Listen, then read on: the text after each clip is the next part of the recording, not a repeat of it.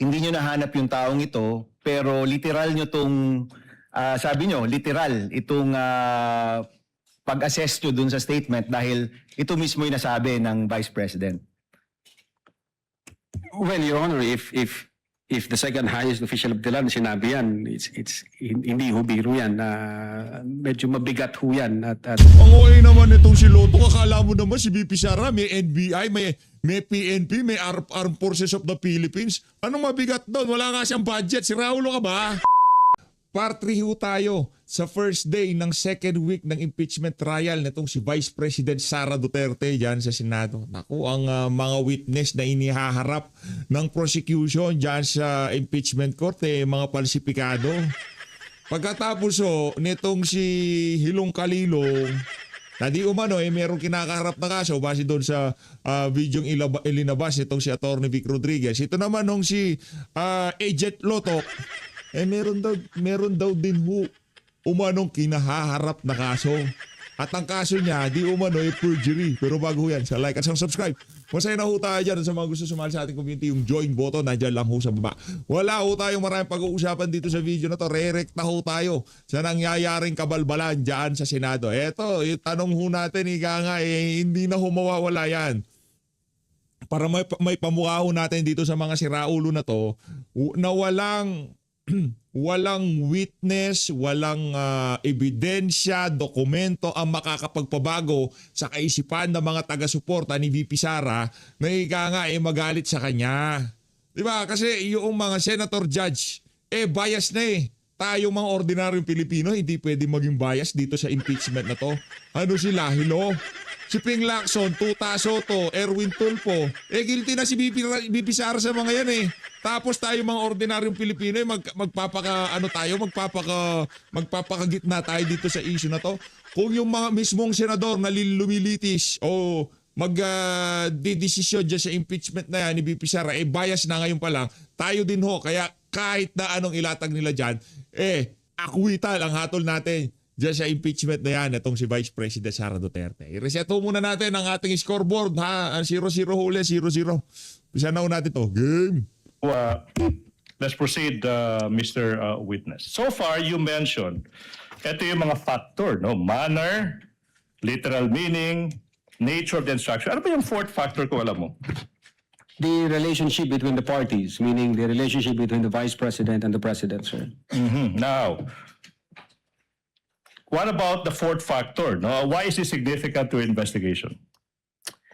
Well, in one of the utterances made by the Vice President, she characterizes the relationship Dapat talaga medyo nakayuko ka tapos parang nag-iisip para mukhang credible ang datingan. Ganun ba yan?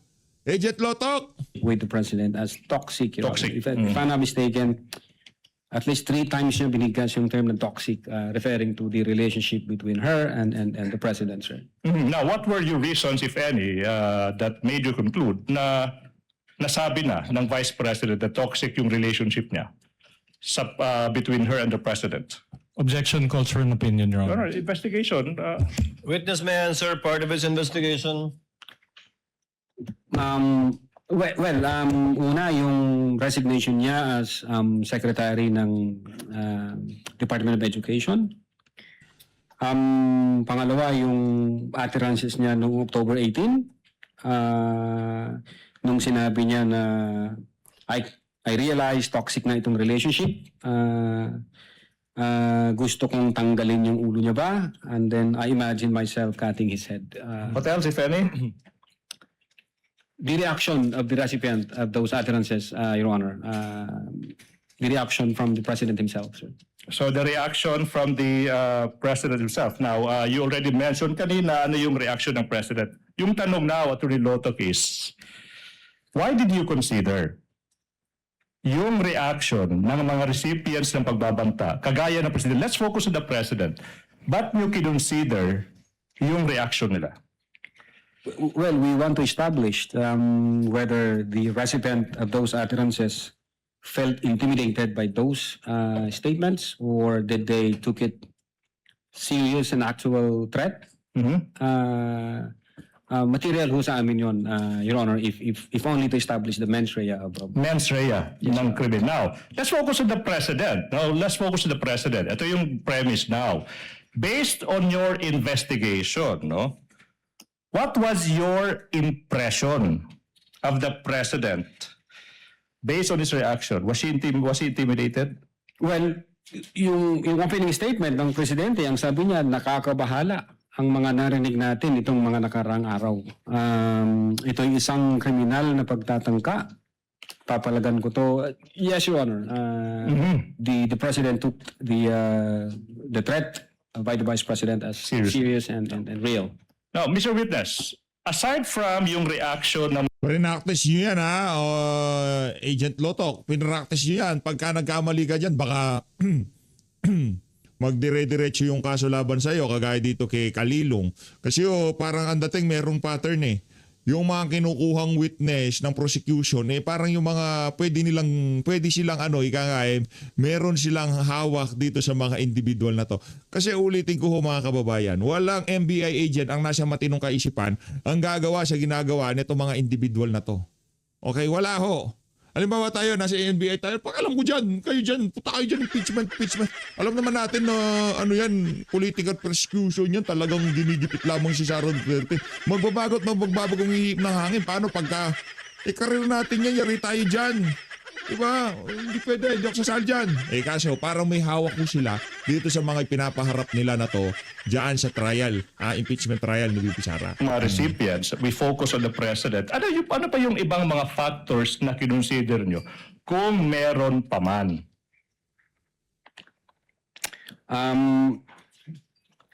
Yes, Your Honor.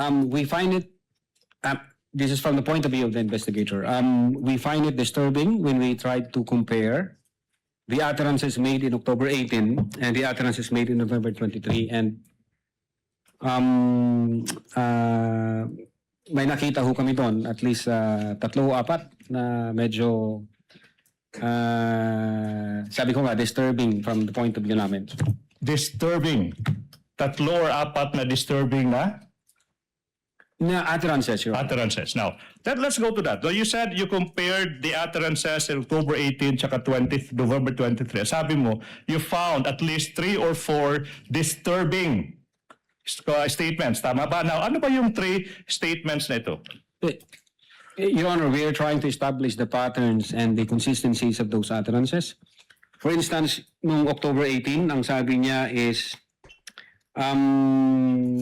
walang number 1 ang Pilipinas na to. Para sa akin, number 2 lamang ito.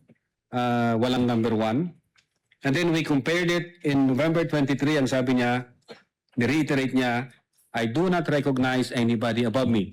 That's number 1, Your Honor. The number 2, ang sabi niya noong October 18, hindi marunong maging presidente yung nakaupo, kasalanan ko ba yun? And then we compared it in November 23, ang sabi niya doon, this country will go to hell because Nasaan ba tayo ngayon, Brad? Nasaan ba tayo ngayon? Nasa heaven ba tayo? Flood control, laging baha, korupsyon, ang healthcare natin, walang pera, pambihira. Nasaan tayo? Nasa langit ba tayo? Nasaan ngayon ang bansang Pilipinas? Tanungin kita, Lotok. that person who's sitting, sabi niya, is doesn't know how to be a president and who is a liar. All right. The number 3, ang sabi niya sa October 18, meron akong 5 impeachable offense na alam kay BBM pero papasabad dyan sa House. Siyempre hindi. Then kinumpare namin November 23, ang sabi ng John, sabi niya doon is he was lying through his teeth para makuha lang yung boto ng mga tao. And then nagmura na siya, PI ka. Yun nga ginawa ni Marcos Jr. Tama yan. Ako si Lotok, parang dating kakampi natin to eh. Ilabas nyo lahat ng sinabi ni VP Sara. Dahil every time na naririnig yan ng ating mga kababayan, nare-remind ang sambayan ng Pilipino kung anong klaseng panuloko ang ginawa nitong adik na to, sabi ni Amy Marcos, sa sambayan ng Pilipino noong 2022 national election. Yan. BBM, Lisa Marcos, and Martin Romualdez, Your Honor. What do you mean by PI? Putang ina, sir. Okay. You said that you found these three comparisons disturbing. Now, these three, ano yung significance ng three comparisons nito sa investigasyon nyo? Kung meron man.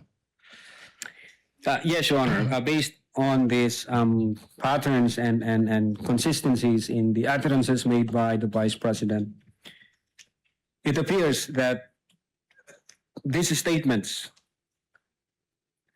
have tendency to stir up the people against the government, have tendency to disturb the peace of the community, have tendency to undermine the peace and order, the public peace and order, sir.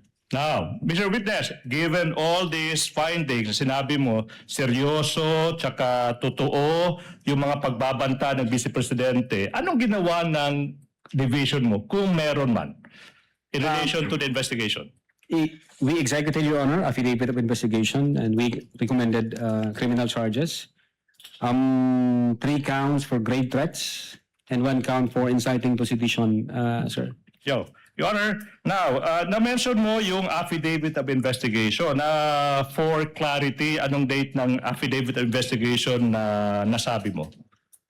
February 10, 2024. February 10. 2025, sir. February 10, kung yung affidavit of investigation and the annexes ipapakita sa iyo, ma-identify mo ba yung affidavit na ito? Yes, sir. I'm showing you now a copy. Tama ginagawa ng defense. Wag na silang mag-object pa kasi sambayan ng Pilipino ang nag-o-object habang pinapanood nila itong mga ganitong klaseng kabalbalan ng prosecution. Tama yan. Approve.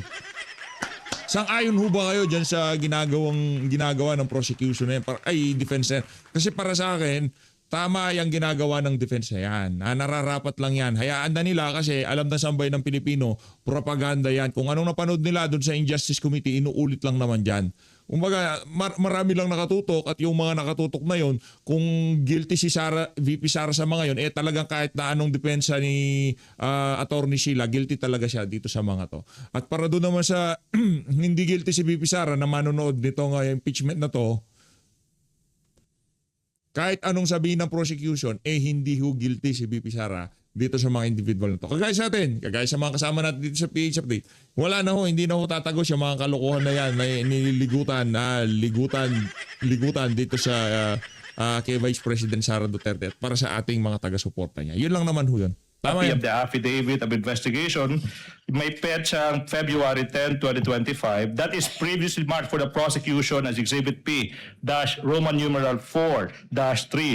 You peruse the documents and access. I move that the defense be allowed to peruse the same.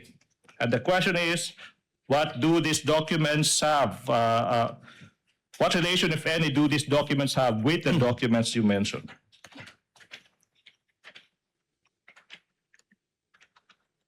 Counsel for both parties may approach.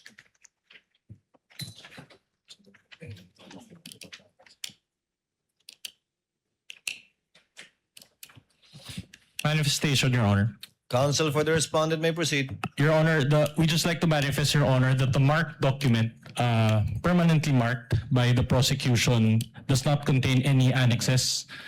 And the other set of documents that he is comparing it to has affidavit annexes, Your Honor. I can reply to that, Your Honor, please. If I Counsel may. for the prosecution will please reply. Number one, the affidavit of investigation, the annexes thereto, ay makikita yung mga annexes, most of them, as separate documents that have been pre-marked. Ulitin ko, yung mga hinahanap ng depensa ng mga annexes sa affidavit of investigation, nasa record ng Senado yan because na-marka separately because they have been identified separately also by the previous witness. I hope that satisfies. Counsel, what does counsel for the respondent say? Your Honor, is that an admission that the affidavit of investigation was stripped of its annexes? No. Your Honor, if I may, ang klaro namang sinabi ko. Can I reply to that, Your Honor, please? Chair would like to clarify the matter instead. Are all the annexes listed and identified in the footnotes of the affidavit of investigation marked or pre-marked by the prosecution? I can answer that. Most of them, Your Honor, please, and I can identify ano yung mga hindi na mark tsaka yung reason. So that- most, not all. Yes, Your Honor, please. And for the record, that the affidavit of investigation that the witness is identifying and that you have marked does not contain any of the annexes mentioned in the affidavit of investigation, without prejudice, of course, to the annexes Yes. that you already marked Yes, Your Honor. and identified by either this or other witnesses. Yes, Your Honor. Not attached specifically to the affidavit, but found in the same record of the Not court. attached to the document that the witness is identifying right now. Yes, Your Honor. Does that satisfy the counsel for the Your Honor, we're not objecting as to how they marked it. We're just manifesting it for the that record. it's not there? Yes. Yes. So noted. Witness you. may answer. Yeah, this is the same document that I... Okay. Yeah, you have. Your Honor, this is the same document that I mentioned. Okay. May proceed, Your Honor, please. You may proceed. Now, Attorney Lotok, sorry.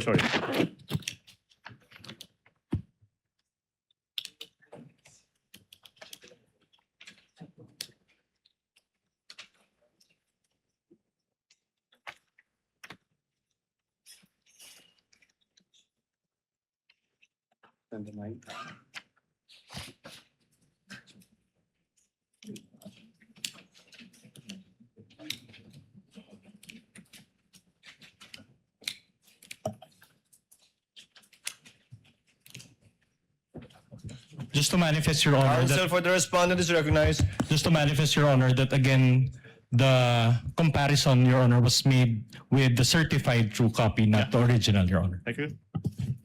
So noted. Thank you so much. Please proceed, counsel, for the prosecutor. Attorney Lotok, sa pahinang 28 ng Affidavit of Investigation, may makikitang pirma sa ibabaw ng pangalang S.A. Jeremy Lotok. Yung makikita mo ba yan? Yung tanong, kaninong pirma ito?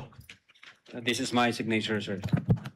And sa pahinang 29 ng affidavit, may makikita ang pirma sa ibabaw ng pangalang S.A. Jeremy Lotok. Kaninong pirma ba ito? Again, sa akin, pirma ho ito, sir. Your Honor, at this juncture, the prosecution manifests and move that the same.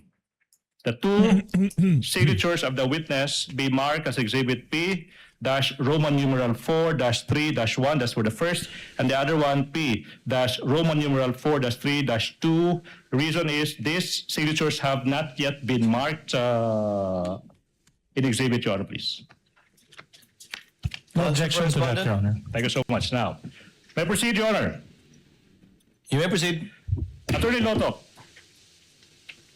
in paragraphs 202 tsaka 203 ng naging answer ng Vice President dated May 25, 2026 to the articles of impeachment, which document forms part of the record of these courts. Sinasabi ng Vice President na she was merely exercising her freedom of expression. Freedom of expression, sinabi niya. That's protected, yung pagbabanta niya. Are you aware of this defense? Yes, Your Honor. Attorney Loto, as a lawyer and as the head of the NBI Cybercrime Division, that's the basis, Your Honor. Do you agree with this? Objection, Your Honor, calls for an opinion. This is not part of the investigation. She's a lawyer, Your Honor. That's It a matter does of- call for an opinion and it's not part of their investigation, counsel. Kindly reform your question. I know where you're getting Plus one kay kay defense. at, but kindly reform your question. Okay. Your Honor, Parang sinabi ni Kilay doon, huwag kang masyadong kups ha, huwag kang masyadong kups. Attorney Lotok, you are aware of the defense Napaka-kups mo lugitan eh. Yes, that is a freedom of expression. Okay. In your investigation, did you consider this, if at all, and if any? Objection, Your Honor, legal. There's basis, if at all, if Witness any. may answer. Yes, of course, Your Honor. We consider that whether magfa-fall ba siya sa confines ng freedom of speech. And what was your finding? That's the basis now. What was your finding? Well, una, three reasons, Your Honor, if kung okay lang. Una, when the second highest official of the land openly and publicly uttered that she had already contracted a person to kill the highest official of the land, the First Lady and the former Speaker, and that she instructed the person to be relentless in killing them, we failed to see any amount of freedom of speech in that utterances, Your Honor. That's number one. Number two, we talk to ourselves. If we allow the argument that it is within the bounds of freedom of speech, if we allow that to become the norms of our society, then who would prevent anybody from doing the same to anyone? Pwede na pong sabihin, patayin mo si Senator ganito pag ito ang nangyari. Patayin mo si Congressman ganito pag ganito ang nangyari. Patayin mo si Justice ganito pag ganito ang nangyari.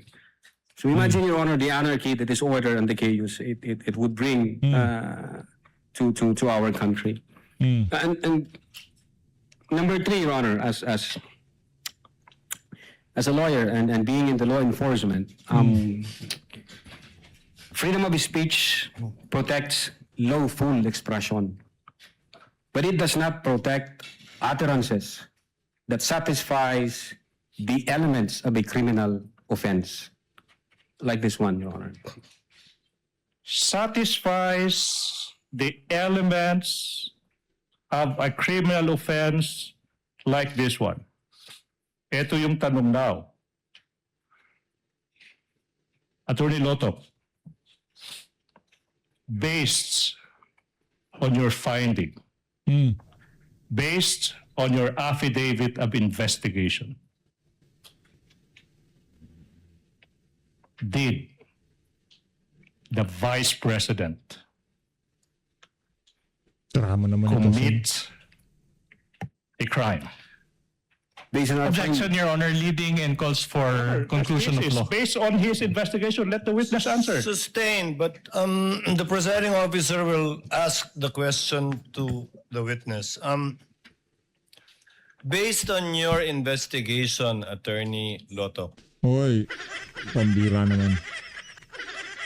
Okay lang, kahit ano mo naman pala sabihin nila, okay lang. Bigyan natin ng concerned prosecution. Hindi naman tayo maniniwala dyan eh. O sige. Yes, sir. was there enough basis to file a criminal complaint, as you did, for the crimes you charged the Vice President with? Prima facie evidence only, huh? Not as to whether or not she indeed committed it or not, because only a court of justice can determine that. Yes, Your Honor. Based on our findings, we believe that the Vice President committed the crime of grave threats and inciting to sedition. Only insofar as satisfying the requirement of prima facie evidence sufficient to file a case. Prima facie evidence with reasonable certainty of conviction. Yes, that would be a more complete description of what you have to comply with before you can file a case. Yes, Your Honor. Yes po. Counsel may proceed. Thank you so much. Let's continue. Attorney Lotok, kita magpapadayon hininatod mga pakiana nga naimo pagbaton hininatod mga Your Honor, pakiana. Your Honor. Your Honor, what? What's May the I objection? be allowed to make a manifestation? Your Honor, as I understand, only Filipino and English was... Hindi kasi napakakups mo eh. Halimbawa ako, di ko na maintindihan yung mga pinagsasabi mo na yan. Greetings, nagmura ka para kasi raulong. Oh my goodness, oh my God. because I cannot understand, Your Honor, what he was saying. So can we just ask that he states his statement in Filipino or English, Your Honor? Your Honor, Filipino language encompasses all the languages, dialects. It includes our very own waray-waray. But Hindi namin intindihan. Si Raulo ka ba? Kahit ano pa yan. Halimbawa ako, magsasalita ako dito sa normal na dialect, Filipino din, pero hindi maiintindihan ng kausap ko. Tama ba yon? Hindi, sumusobra na sa kabastusan tong ano na to.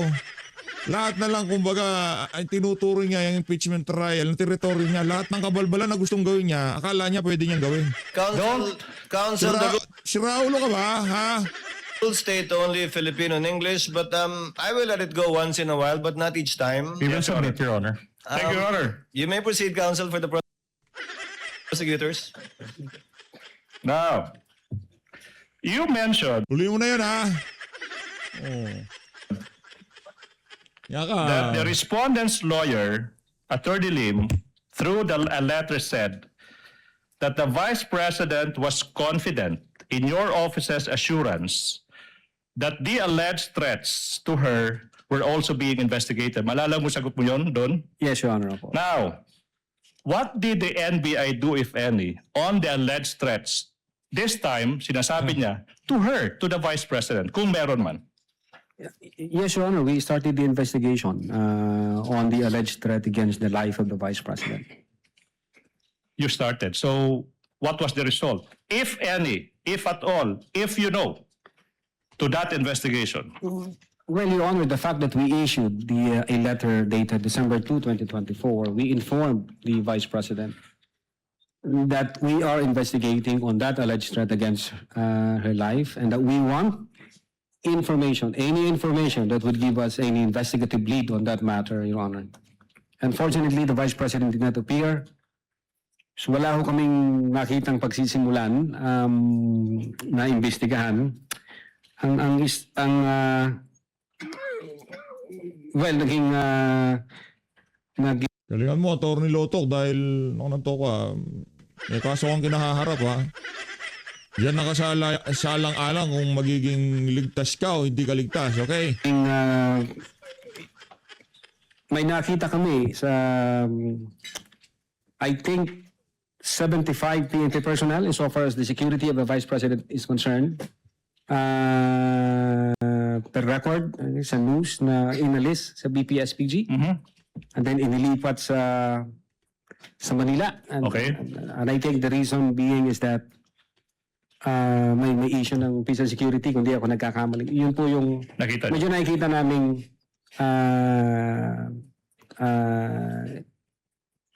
security issues. Now, if you know, no? Ilan ba yung natira sa Vice Presidential Security and Protection Group? If you know. Pagkatapos ma-remove yung sinasabi mong 75 personnel of that VP-SPG, if you know. Well, based on, if I'm not mistaken, based on the record, the COA record, I think more or less 335 security personnel. Kung di ako nagkakamali, base doon sa 335 personnel protecting a single person, the Vice President? based on that record, Your Honor, based on the news, yeah. 335. Last point, Your Honor, please. Walang problema kasi nga ang kalaban niya dito gobyerno eh. Kaya talagang kailangan madami. Ulong pa nga yun, dapat 10 batalyon ng nagbabantay kay VP Sara ngayong mga panahon na to. Yung mga adik kalaban niya, yung mga siraulo yun eh. Wind Diba, up. yung mga adik wala naman sa tamang kaisipan yan. Kaya kahit na 3 batalyon, dapat meron nagbabantay ngayong mga panahon na to kay VP Sara, sa totoo lang. Mahirap po kalaban yung mga adik. Hindi po natin alam kung ano iniisip nila kasi tayo normal tayo mag-isip. Eh yung mga adik hindi naman normal mag-isip. Isipin nyo naman ng mga kababayan. Nananahimik ang pera sa PhilHealth. Ba't mo pakikialaman? Diba? Nakita mo na ang dami ang programa. Ay, sa kanila nga pala nang galing ang program appropriation. Up, counsel. Yes, Your Honor. Now, Mr. Witness, you mentioned earlier that your office considered in its investigation in the November 23, 2024 online briefing na aside kay respondent yung Vice Presidente tsaka yung mga media personalities, okay, na nabanggit mo, sino pa, kung meron pa, yung nandun sa online briefing ngayon, kung alam mo? Well, yung pinakaunang part ng video, si Attorney Zulaika Lopez. Attorney Zulaika Lopez. Now, yung tanong, Mr. Witness, ano yung na-observe mo kung meron man, okay, about Attorney Zulaika Lopez during that online media briefing? Objection vague, Your Honor. Oh, Your Honor, what's vague? Okay. Witness is smart enough to answer if he knows. Witness may answer. Thank you, Your Honor. Well, based on that video, it appears na nagpo-complain si Attorney Zulaika referring doon sa paglipat niya from HOR to women correction facilities, I think. And then yung health issue niya, so parang kinukomplain din niya na yun. Okay. At yung nangyari sa kanyang pagka-held in custody sa HOR. All right. Now, Attorney Loto, what significance, if any, do these complaints ni Attorney Lopez have, okay, in your investigation on the threats made by the Vice President in that online media briefing? Yes, Your Honor. We take that into account. Tinignan namin yung sitwasyon, yung issue ni Attorney Zulaika. But when we see the bigger picture, taking all the pieces of the puzzle, it has nothing to do with the Vice President contracting a person, because even before Zulaika Lopez appeared in that video, the Vice President had already contracted a person to kill the President and Lisa Marcos and the former Speaker. And then when we consider all the facts and circumstances, the instance where Attorney Zulaika was complaining does not diminish, it does not alter, it does not affect the totality of the findings that we have in our investigations, right?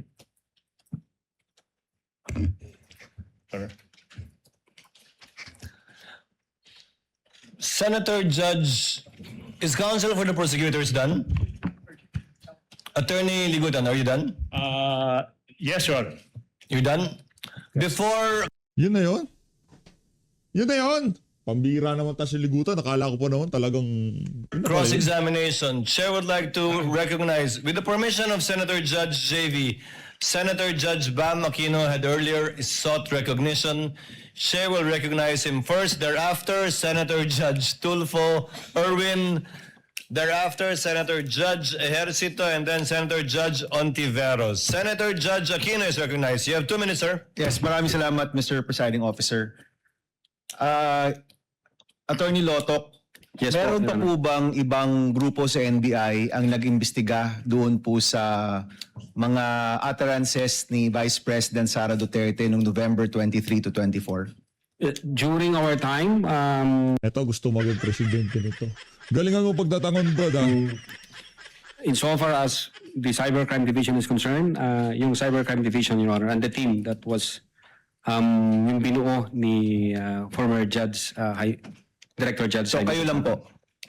At that time, sir, hindi ko na po alam ngayon kung sino yung mga team na, kasi nalipat na po ako sa ibang region, sir. Okay. Yung tanong ko po kasi ay nakatukoy dun sa taong nakausap o sinasabing na kontrata ni Vice President Sara Duterte para patayin yung Presidente, First Lady at former Speaker.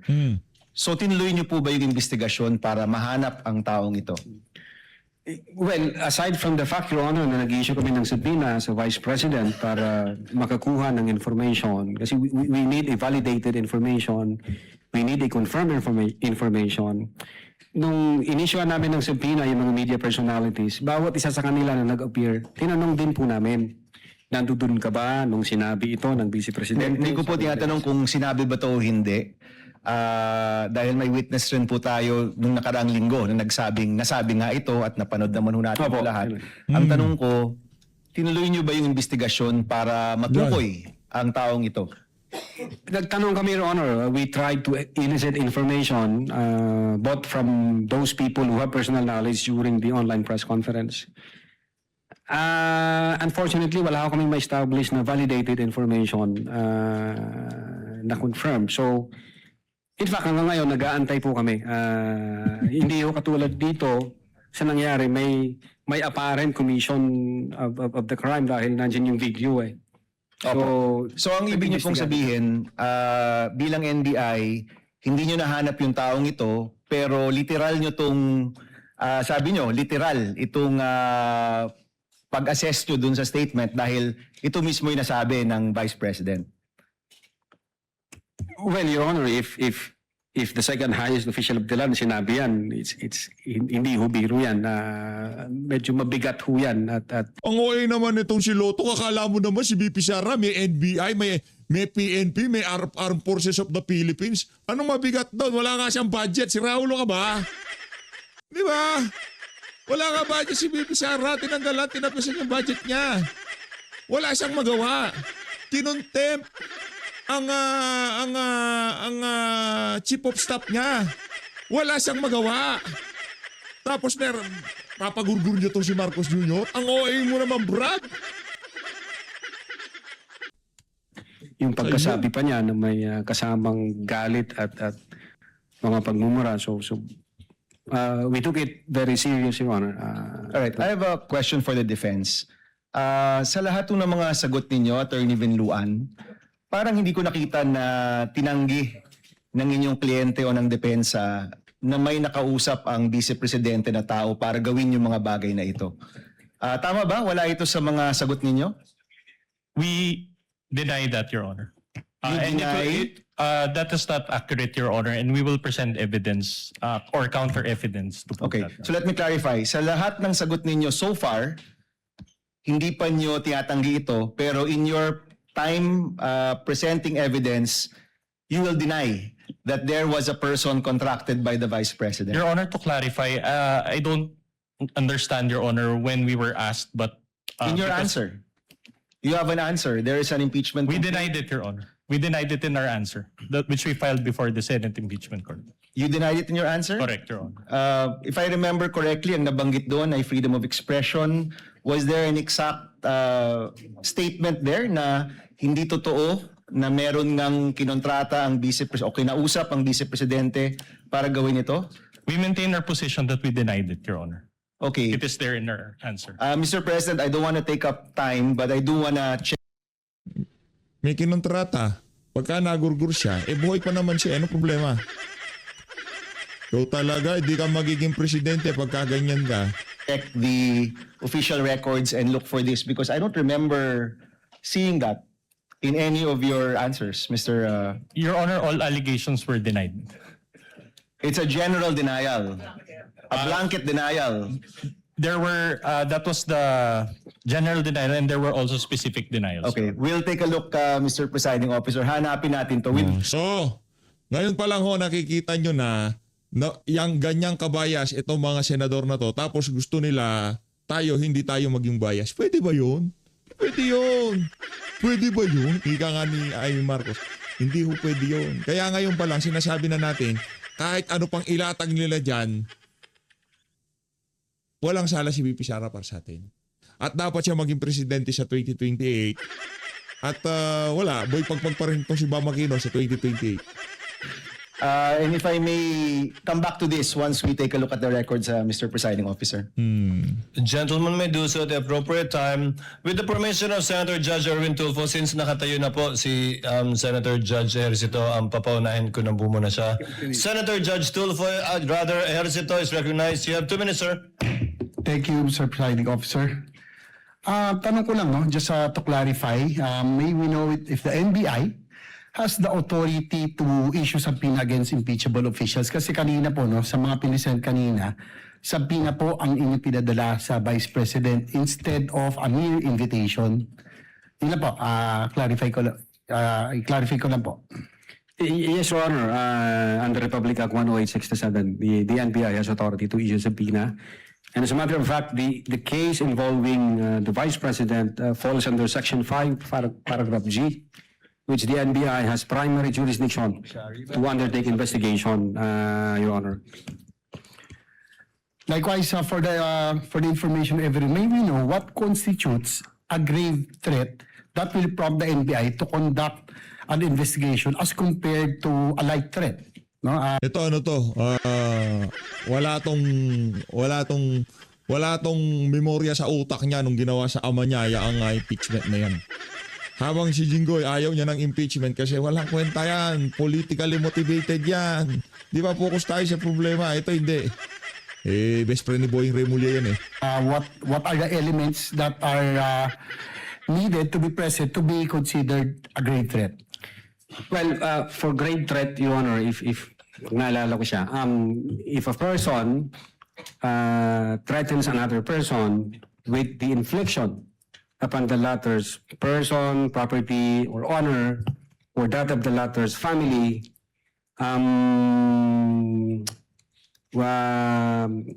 with a wrong or with any wrong amounting to a crime, if that threat is with condition or without condition, or with involved with monetary consideration, yun po, Your Honor, yung kabuuan nung sa grade So threat. yung great threat po, may condition or wala The condition? crime of grave threat, Your Honor, can be committed with or without condition. With based or on the without law. Yeah. condition. So as an investigator, have you ever investigated and filed a complaint for grave threats apart from this one? Again, Your Honor, As an investigator, have you filed any case or investigated and filed a case for grave threats against anyone aside from this, no? Excluding this one? I think nag-start po kasi ako as counter-terrorism and then organized crime group and then cybercrime. Wala akong maalala, Your Honor, kundi ito lang. Naku po, I mean, so far as my yan lang. Nakantawa talaga siningel out si VP Sara. Anak na Petro ng Garapata, may problema tayo dyan. Pagka ganyan ng sa lahat pala, yan lang ang inyong inimbestigahan. Ako, may problema tayo dyan. my being in the NBI is concerned, Your Honor. So ito lamang yung ito pala yung kaso na naimbestigahan nyo concerning grave threats, you know? I think yung iba, may mga naimbestigahan, Your Honor. Pero again, sabi ko, yung sa sarili ko po, yung experience ko from counter-terrorism hanggang sa organized transnational crime group, hanggang sa cybercrime division, ang naalala ko lang, Your Honor, kasi matagal na ho yun kung ano yung nasa record. I think itong grave threats na to is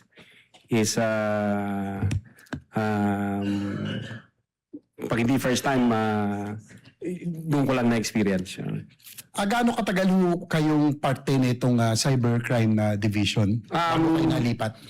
Since 2018, Your Honor, nagsimula ako bilang investigation agent. Again, in 2022, I was designated as chief of the Digital Forensic Laboratory Division, and in 2023, designated as chief of the Cybercrime Division, sir.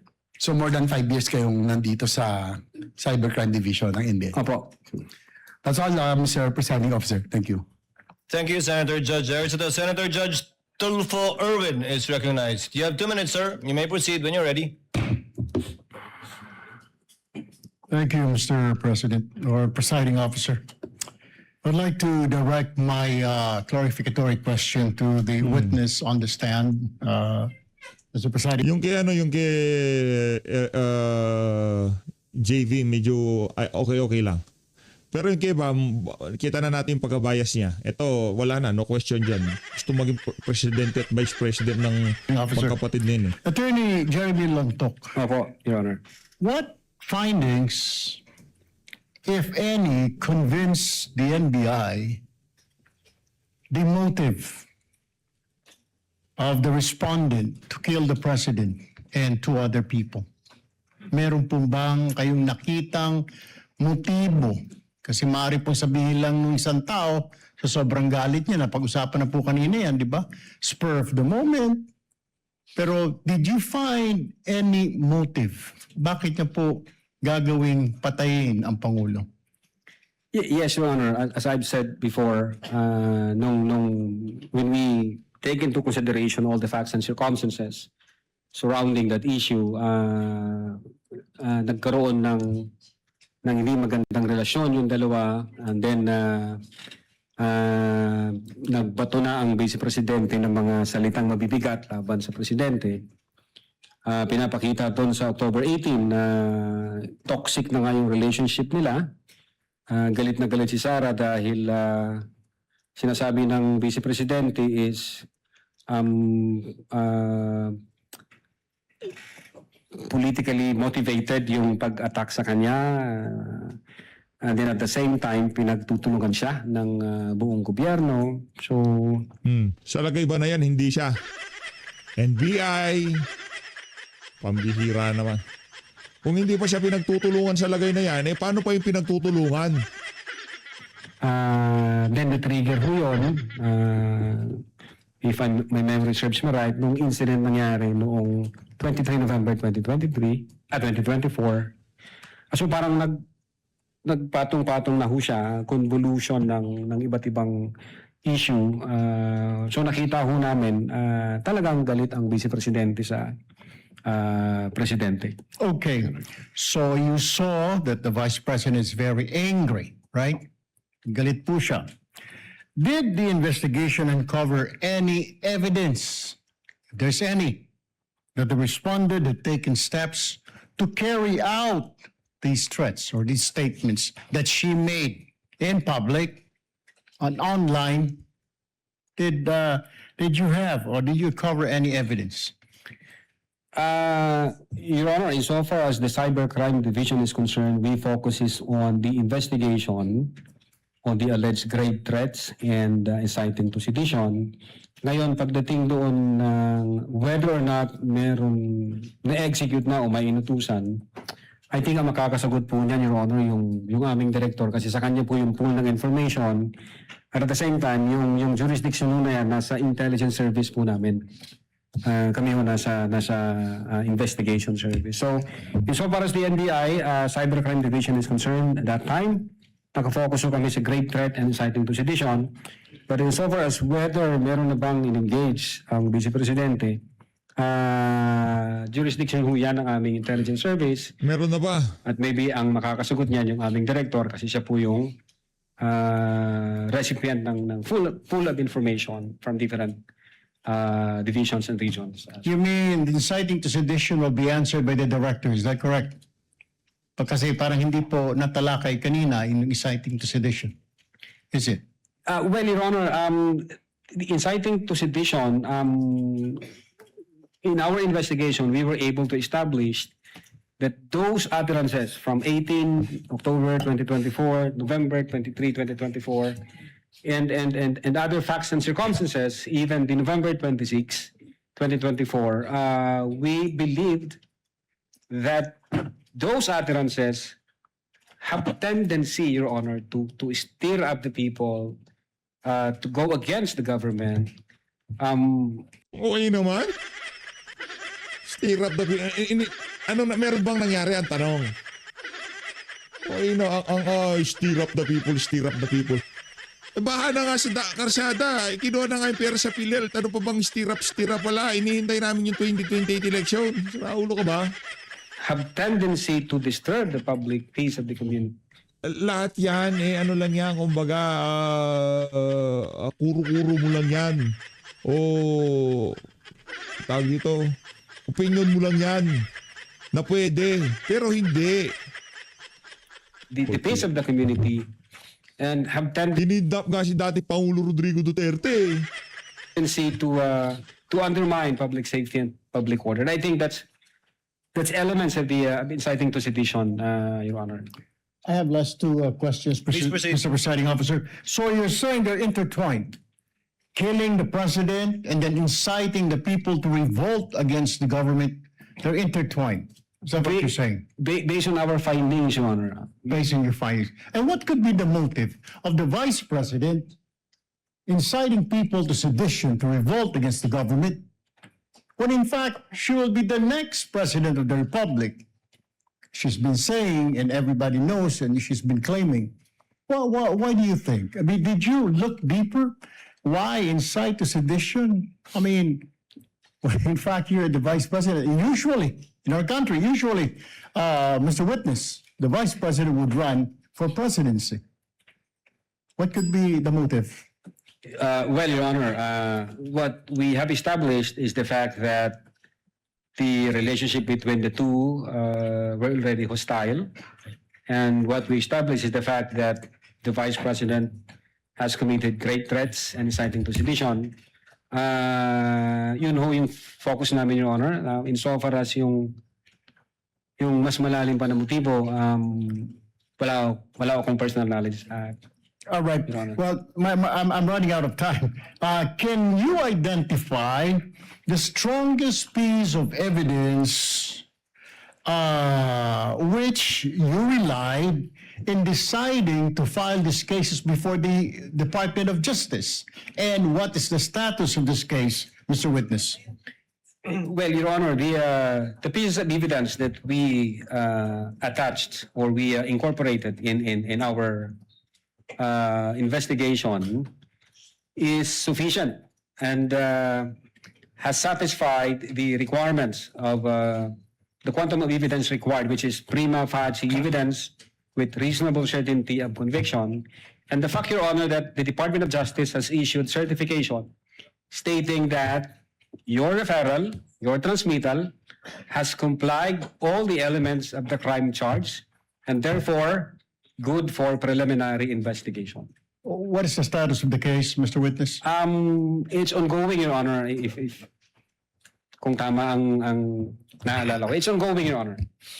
One very, very quick question, Mr. Can you Presiding wind Officer. up, Senator Judge? Do you think at this point you have an airtight case against the respondent? I believe so, yes, Your Honor. Otherwise, the Department of Justice would not issue a certification stating to the effect Hindi yun. Lahat ng ahensya ng pamahalaan ginagamit nga siya. Department of Justice nga, sila yung isa sa mga ika nga naging kasangkapan para mapadala sa daig Netherlands si dating Pangulong Rodrigo Duterte. Ngayon, yung certificate na inisyu ng Department of Justice dyan sa grave threat niyan, ibibida mo sa amin. Si Raulo ka ba ha? Lotok! Hindi galit mo ko. na kumpleto ang elements namin, na nakuha namin yung requirement, at ready na siya for preliminary investigation. Thank you, Mr. Witness. Thank you, Mr. Presiding Officer. Thank you, Senator Judge Tulfo. Senator Judge Ontiveros, Senator Judge Villanueva, and thereafter we pause for a 10-minute break. You may proceed, ma'am. You have 2 minutes. Salamat, Mr. Presiding Officer. Attorney Lotok, Opo, yes, Your Honor. sa affidavit of Dito pa lang sa pagtayo nitong si Sean Pilla, natawa na siya. Magkakalat na naman itong si Lucaret. Sabi siguro niya. investigation dated Bilang February Lucaret na 10, 2025, nirekomenda ng NBI na sampahan ng mga kasong grave threats at inciting to sedition ang vice-presidente. Pwede po bang idahilan sa mga kasong yan na nadala lang ng emosyon or may matinding trigger kaya nakapagsambit ng ganoon?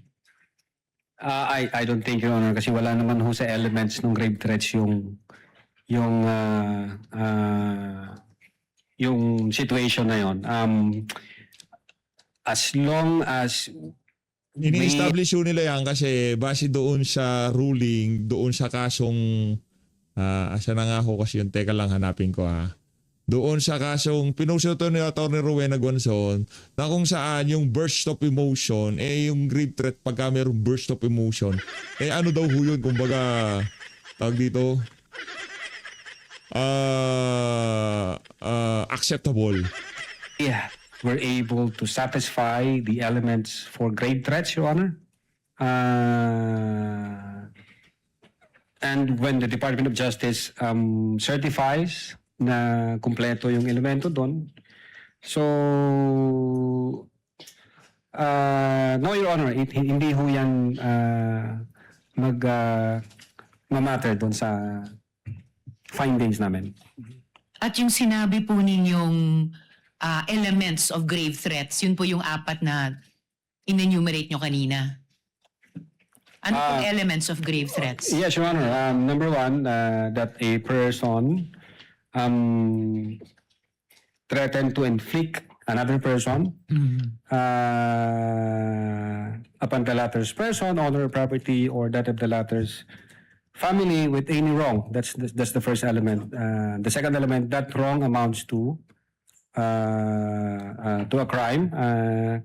Then the third element is yung may demand for money or may condition na imposed. In our investigation, mayroon hong 3 acts para makumit yung grave threats. base doon sa tatlong elements na sinabi ko, the offender have complied with the threat na sinabi niya. The offender hindi niya na-comply yung threat na sinabi niya, or yung pangatlong act, yung walang condition, yung threat na yon, Your Honor. Mga 2 beses nyo po binanggit yung salitang kondisyon, Attorney Loto. Itatanong ko yan mamaya-maya. Sa DOJ po, sa DOJ naman, may criteria ng reasonable certainty of conviction bago magsampa ng kaso. Sa Yes, Your Honor. NBI, yes, Attorney, sa Opo. NBI, ano naman po ang pamantayang sinusundan ninyo bago magrekomenda ng kaso? Well, sinusunod din ho namin yung quantum of evidence na prima facie evidence with reasonable certainty of conviction. Kaya ho, kung makikita nyo, yung pong aming processes o yung phases, yung pang last 2 niya is legal evaluation. Meaning, pag meron na ho kaming conclusion, bago ho namin ito isubmit sa Department of Justice, meron hong referral kaming ginagawa sa legal division, or nagpapatulong ho kami sa aming mga legal experts. So sila ho ngayon yung nag-evaluate, sila ang mag-qualify kung na-satisfy na yung requirements at kung pwede na siyang isubmit sa Department of Justice for purposes of preliminary investigation, ma'am. Alright, salamat, Attorney. So kahit papaano, ina-approximate nyo yung criteria na sinusundan ng DOJ, kahit bilang NBI. Yes, Your Honor, and that is on the basis of our cherished principle, the 2-pillar rule in investigation, thoroughness and legality, Your Honor. Alright, salamat Hindi alam ni Risa yan, sir, ha? Kahit di mo na sabihin yan, hindi niya alam yun. po. Eto, in principle, kailangan po ba ng patunay na may kinontratang assassin para maituring na grave threats ang mga sinabi? Well, Your Honor, in so far as the crime of grave threat is concerned, hindi po yan kailangan. Alright. Nagsusulat para naman. Pasulat-sulat pa siya. Nakala mo naman talaga meron siya sinusulat. Alright. So hindi kailangan. Grave threat. Betrayal of public trust. Guilty si Sarah. Ganun lang naman yan, Risa. Ang arte mo ba? Speaking of condition, kanina na binanggit Yan, parte ho yan ng prosecution. nyo 2 beses. Posible po ba ang grave threats kahit may kondisyon ang banta? Ibig sabihin yung kapag ito nangyari sa akin, ito ay mga gawin mo. Kahit may kondisyon yung banta, posible po ba ang grave threats? Very much possible, Your Honor. As I have said, grave threats can be committed with or without condition. And as a matter of fact, meron akong naalalang isang case, SPO2 Jamaica versus Attorney Nalalang case. Ibinigay sa yung case. Bangot. Ang sabi ho doon ni SPO2 Jamaica, if I lose my job, I will break your head, or I will. So it's for us, it's a kind of event-based condition na matitrigger yung execution ng threat pag nangyari yung event. But then when the Supreme Court nag-decide the Supreme Court at sabi niya, the threat was absolute. So it's Sinabi ng SC, absolute yung threat, Your Honor. Okay. Hindi conditional. So parang ganito, akin sa situation dito, meron siyang sort of event-based condition na pag nangyari yung event, matitrigger ngayon yung threat na in-utter ng offender, So, Your Honor. masasabi pong may jurisprudence po dahil may nakikita kayong paghahalintula dun sa kasong ni rule ng SC, kaugnay ni PO2 Jamaica at itong kay Vice President. Yes, Your Honor. Alright. Huling tanong na lang po, Attorney Lotok. Bilang abogado po, as a general rule, kailan po masasabing lampas sa free speech ang Pagka sumusobra na yung landi sa boses pag nagsasalita. Parang sa'yo, sumusobra na yung landi sa boses. Umanda ka na't lahat-lahat ang landi mo para magsalita. panalita at nagiging grave threats o inciting to sedition na? Well, we consider the two tests. Number one, yung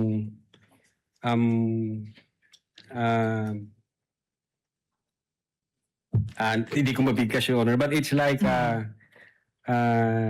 ano bang tendency rule? If I may, Your Honor, just to refer my notes, May presiding Just- officer. konti lang Witness po. may do so. Yeah. Kindly turn on the mic. Witness may do so, yes. Thank you po, Your Honor. Siyempre may note siya. Kung ba kayo. Yeah, we consider, Your Honor, the clear and present danger rule and the dangerous tendency rule. But among the two, ang nakita ko namin yung the dangerous tendency rule. Meaning if the speech would have a tendency to create chaos or to create illegal acts, then that should be restricted. Pag may tendency ho na magiging ganon ang resulta. So, huli po, attorney, masasabing bang may parang spectrum pwedeng nagsisimula sa free speech pero pag lumalapit na dun sa dangerous tendency rule ay maaari na talagang tumawid sa magiging grave threats o inciting to sedition? Ano yan? Collaboration ho yan ng ating mga senator judges at ng prosecution. Mula sa tanong nitong si Bam Aquino hanggang dito kay Risa Hontiveros. Collab ho nila yan. Collab ho nila yan. Yon. Yes, Your Honor. Pwede ho yun. Alright. Maraming salamat po, Attorney Loto. Salamat po, Mr. Presiding Officer. Thank you, no. Salamat kaayo, Madam Chair. Ayun na nga mga kababayan, dito na natatapusin ang ating reaction video. Maraming salamat sa pag-support sa Page Update. Mag-ingat ho kayo lahat. Mahal lahat ng Pilipinas. Salamat kaayo.